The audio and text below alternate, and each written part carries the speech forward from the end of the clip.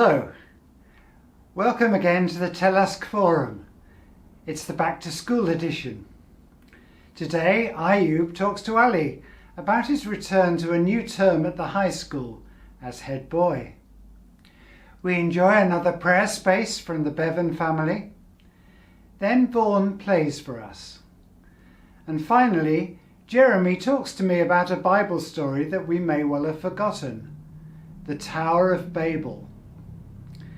The Telusk team have decided that our programmes will continue to go out fortnightly. Thank you for all the comments that you sent in to us. We intend to continue the mix of community items, music, poetry and world mission. We're considering having a series answering the difficult questions that we all face, such as why is there suffering in the world? If you have a big question about life that you'd like answered, please let us know. Enjoy the programme.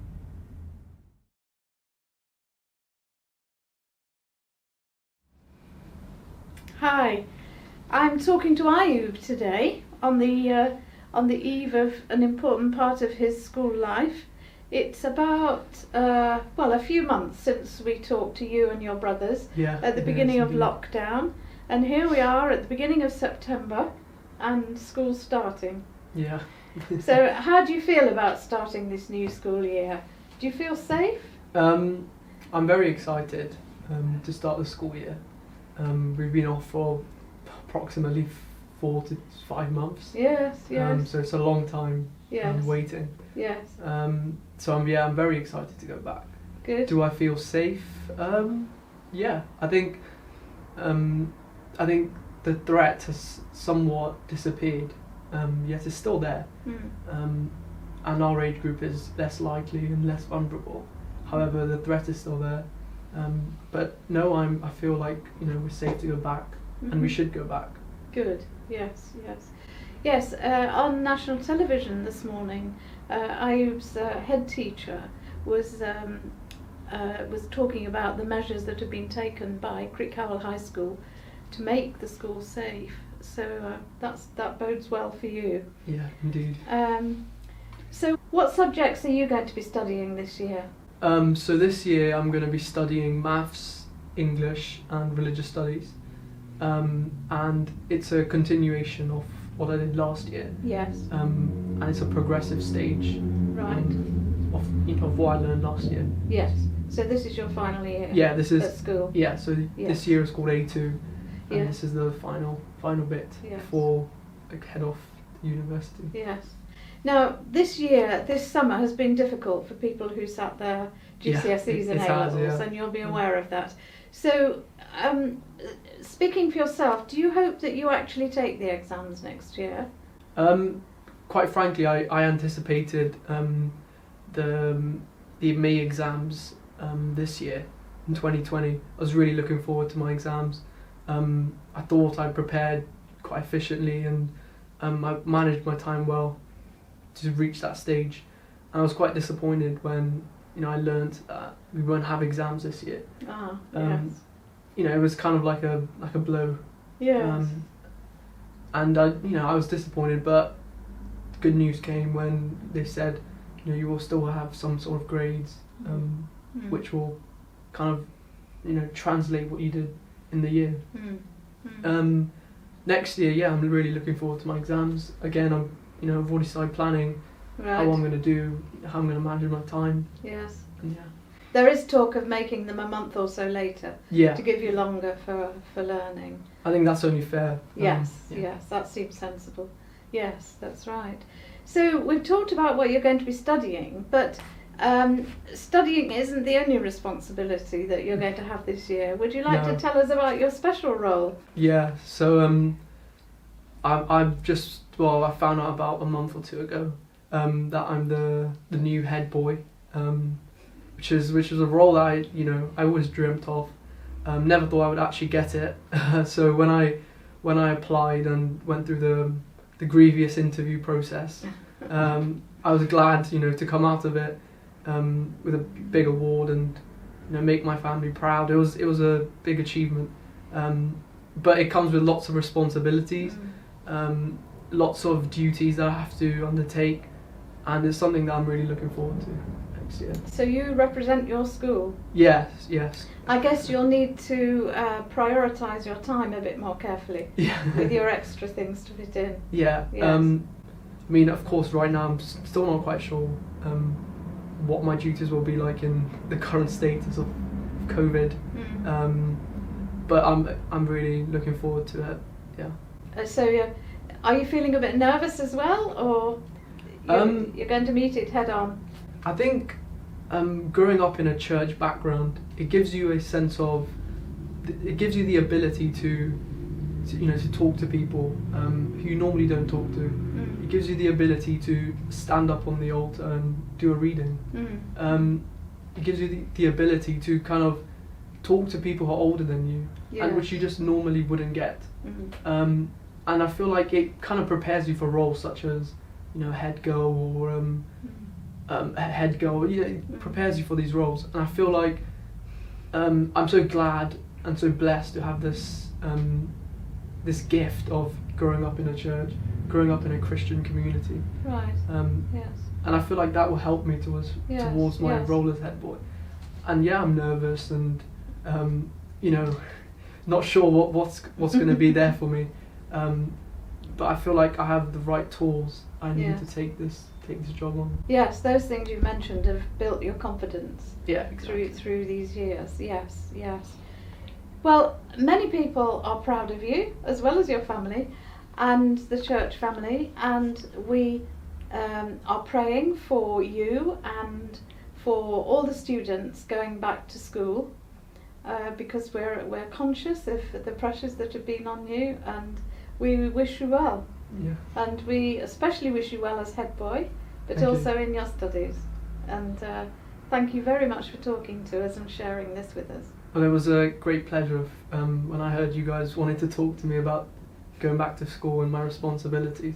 And I feel like, this is another stage of being head boy, talking to the community, letting people know what happens in schools, what roles are like. This is kind of like a first step, I guess. Yes, indeed. Yes, thank you. All the best. You too.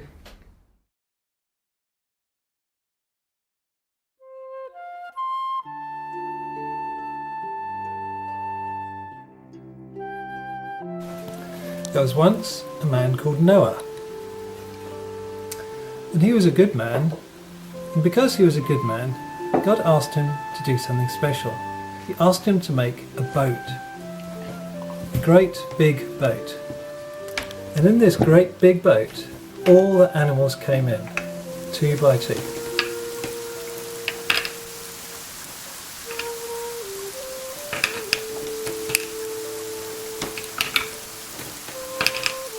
And when all the animals had climbed in, they pulled up the ramp, and Noah and Mrs. Noah got in, they covered the ark, and off they went. The ark floated away, and they were there for a long time. And they were in the ark for a long time, and Noah looked out of the window, and he wondered, how long are we going to be in here? What's going to happen when we come out? And so as he looked out, he sent out a dove. And the dove flew away over the land to find out, is there anywhere to go? And there's nowhere to go. So the dove came back again. And then another day, Noah sent away the dove to find out, is it time to come out? And the dove didn't come back. And so Noah knew the ark is going to come down to rest.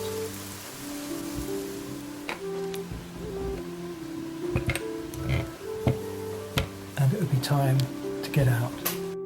And so thinking about Noah sending out the dove out of the window, we're going to make some doves out of paper. You can use A4 and fold it to make a square, or you can use squares ready made. On this piece of paper, you write down what you hope, what you would like, what's on your heart as you look out of your window, wondering how long are we going to be in here? When will it be time to get out? What will it be like when we come out? And so we fold our doves.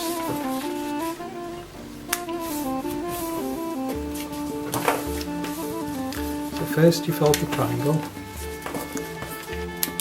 and then you fold the triangle in half.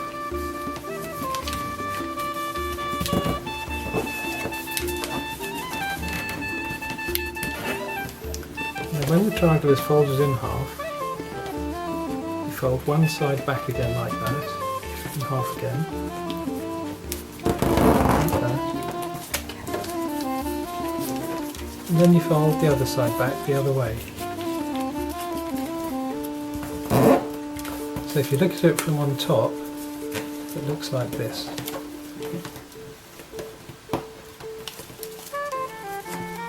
Okay? And then you take the edge and fold it down.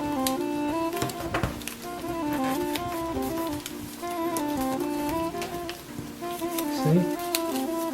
And then you take the other edge and fold it down. And so what you end up with should look like this. Okay?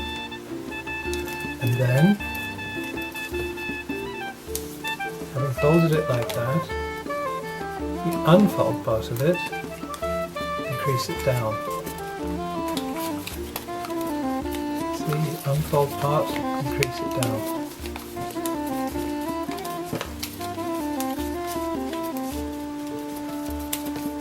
Unfold part and crease it down. So that what you end up with should look like this.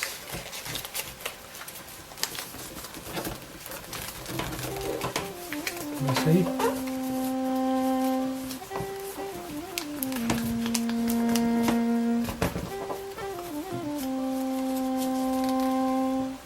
Then, what do we do next?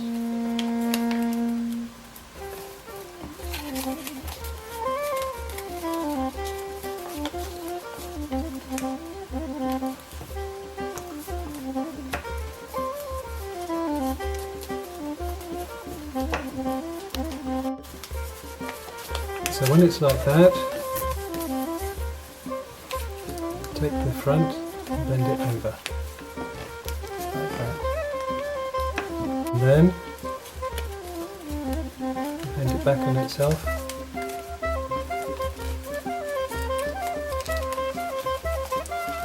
Make a little beak.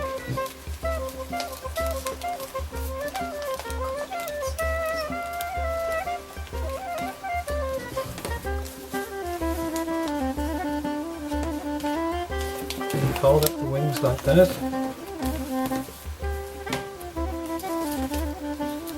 And then the other wing.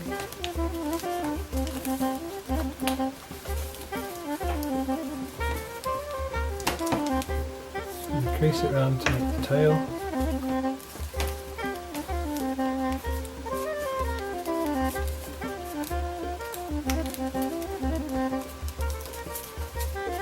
Fold it back on itself.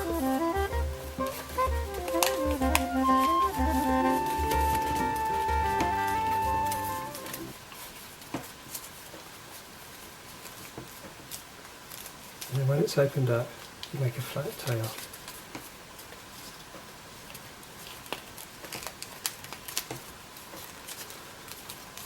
And there you have your dove, ready to fly away with your hopes for the future out of your window. So when your birds are folded, you can take a peg and clip the peg on the back with a piece of string. And then the other end of the string you can tie onto a stick. And then you can hang the stick up on a hook by your window.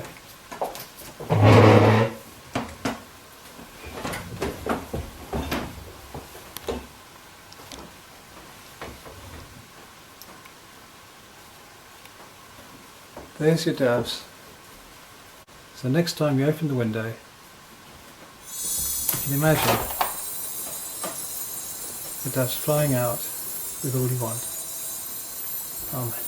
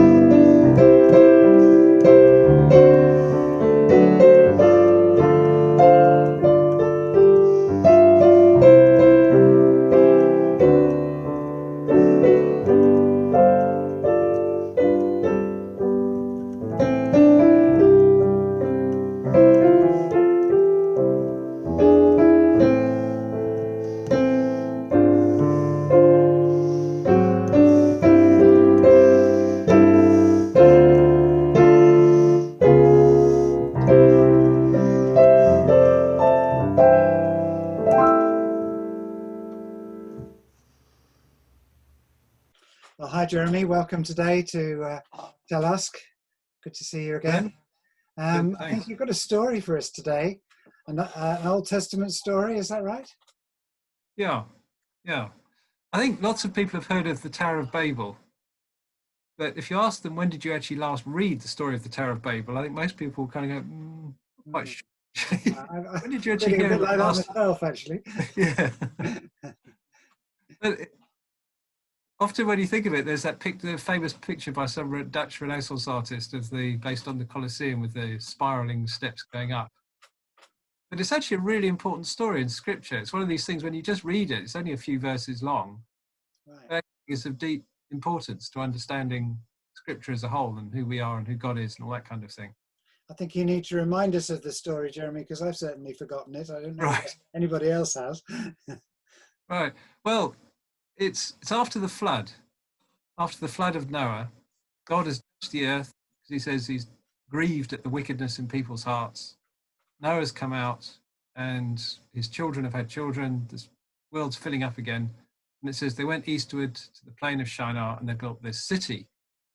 And they said, come, let's build ourselves a city. Let's make a name for ourselves. For if we don't, then somehow we'll be scattered. And it says, now everyone had at that time the same language and the same speech. So you've got this one people who, if you like, are proud. They want to make a name for themselves. They're vainglorious. And then they're also insecure. They're afraid of being scattered. So out of these two motives of pride and insecurity come this desire to build this city. And so they carry on doing it. And it says God came down to look at what they're doing. And as he looks, he thinks, this isn't so good. I'm not sure about this. And it says that he confused their languages. And so they were scattered. Now, in itself, it's not, you kind of think, well, so? And, people make the point about, we have different languages in the world. And partly this is simply to explain why there are different languages in the world. But I think more profoundly, there's two motifs to this. There's the tower and there's the confusion. So do you want to just outline what those motifs might mean in that context, and then we can bring it forward, can't we, later on? Yeah. Well, I think the tower is if you like, can be symbolic of human striving. The things that we strive for, the things we work for, the things we achieve, if you like, the human effort, stuff we can do. And one of the things they said is they want to make a city with a tower that reaches the heavens. So I see in that a desire to reach God, to somehow master their destiny, to know who God is, all that kind of stuff, to become, if you like, divine. But it failed. it didn't reach heaven, and they didn't find God. God came down and found them. It tells us that we're not going to get there by ourselves. God's going to come to us. And it also shows the futility of that effort, or the limited nature of that effort. They did build the city, but they didn't get to heaven. And the other thing is the languages. The people were scattered. God, if you like, judged what they were doing, found it wanting. And instead of just wiping them all out with the flood, he simply scattered them by confusing their speech. So there's the two things. There's the human effort and its futility. And then there's the God's judgment and his scattering of the people. Formerly there's one people with one speech, and then they were divided and scattered. Now there's lots of people with lots of speech, different languages. So did God just leave it at that? Was that the end of the story, or was there some putting things together? There seems to be still hundreds of languages around the world. Yeah, exactly. Well, I think what it really hit me was, for one thing, when you get to Pentecost, you've got the story of Acts 2, where they're all speaking in tongues, and it says now there are great multitudes staying in Jerusalem city, speaking different languages, and suddenly they hear in their own languages. Somehow the Spirit gives utterance, so they're all, if you like, one language again. And this is often interpreted, this event, that not only Luke wants us to know this actually happened, but I think symbolically in Scripture, it also represents this reversal of Babel, the Lord gathering people together, the Lord unconfusing speech, reversing that curse, if you like, that judgment. But of course, we still have different speech. We still are in different countries. We're still all over the place. But symbolically, the fact they were in Jerusalem and being gathered together as one people again, I think was also what they call eschatological. It symbolizes what will happen in the very end. Symbolizes the goal. Yeah. Does that make sense to you? Yes, I can understand that. So if that all happened 2,000 years ago, what relevance has that got today? You say it's got an eschatological significance. Well, what does that mean for us? Well, I think, for one thing, it's described explicitly in Revelation, where what the symbolism leads to. Because in Revelation chapter 7, it says there's great multitudes. And then it says, I hadn't really picked up on the significance of this before. It says from every tribe and language and speech. And they're one there singing together before the Lord and before the Lamb. And I suddenly thought, in Genesis, there they were one people being scattered into different peoples and languages. And now here in Revelation, they were different languages and peoples being gathered together into one people with one speech. It's a complete symmetrical reversal. I thought it was quite beautiful. I never thought of that before.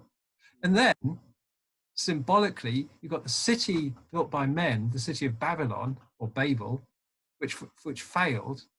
And Babel, or Babylon, becomes the symbol of everything that's evil and stupid and worldly in the book of Revelation. And then on the other hand, you've got Jerusalem, the city whose builder is God, coming down out of heaven as a bride beautifully dressed for her husband. Now it says the dwelling place of God will be with men, and they'll be his people, and he'll be their God, all this kind of stuff.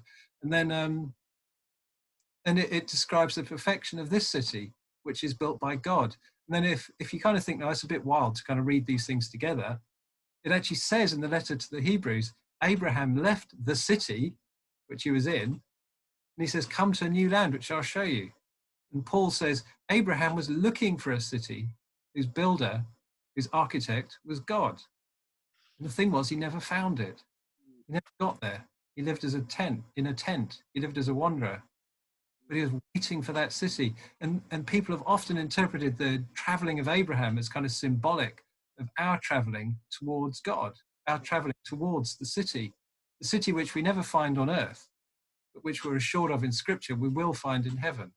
Yeah. And so we can take it that, if you like, symbolically, we are leaving Babel, having been scattered, but then we're moving towards being gathered by God into his one people, into that holy city, the one which he has built. Not on our futility, not on our failure, but on his perfection. So does that make a difference in how we should live today? Do you think we're taking this into account? Well, I think that gives us a sense of direction. But as we look around us at the things we've done, we realize we're leaving these things behind.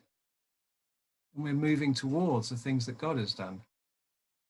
It gives us a sense of goal and purpose. We're actually going somewhere. Everything that we do now actually has a direction.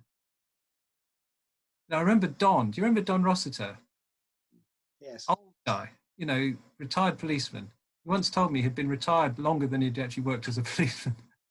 But in his last days of his life, when he wasn't really quite with it, he didn't really quite know what was going on, but he was with the Lord. You know, he was in the nursing home in Abergavenny, but he was with the Lord. And I thought, in one way, he's now more close to God, if you like, more holy than he's ever been in his life before. And yet, he doesn't know what the day of the week is. Is that a problem? You know, what's the goal of life? It's to know the Lord. It's to walk with him. And he was doing that there, even though, if you like, from a worldly point of view, he'd lost his faculties, but he was still moving towards that city. Yeah. I mean, how much more when we've got our faculties, when we've got our stuff around us, got our nous, hopefully, can we move towards the Lord? You know, everything we do somehow is part of that purpose and that goal, that we're leaving behind Babylon. We're moving towards the city of God, the New Jerusalem.